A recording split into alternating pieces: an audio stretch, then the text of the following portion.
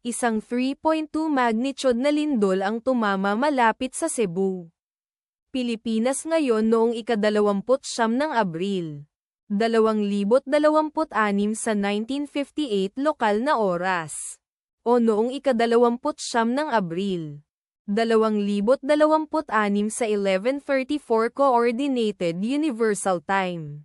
Tulad ng iniulat ng EMSC sa website nito, ang lindol ay matatagpuan sa napakababaw na lalim na 6.0 na kilometro sa ibaba ng ibabaw. Sa mga coordinate latitude 10.94 at longitude 123.91.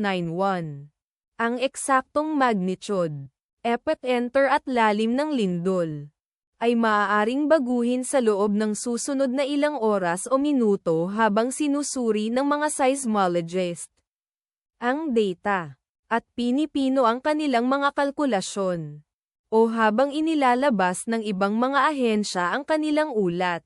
Kabilang sa mga bayan o lungsod na malapit sa sentro ng lindol ang Bogo, Cebu, na nasa 16 kilometers, o humigit kumulang 9.94 milya mula sa epicenter.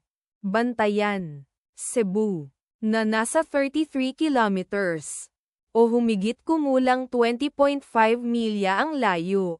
Balamban, Cebu, na nasa 53 kilometers, o humigit kumulang 32.9 milya ang layo.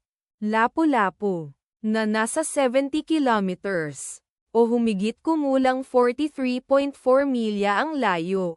Ang inirerekomendang pagkilos ay maging mapagbantay para sa mga posibleng aftershocks na maaaring mangyari. Ang taya ng panahon para sa lugar na malapit sa epicenter ngayong araw ay inaasahang magiging bahagyang maulap sa buong araw. Ipagdasal natin na ang lindol na ito ay hindi magkaroon ng malaking epekto sa ating mga kapatid doon. At wala ng lindol. Amen.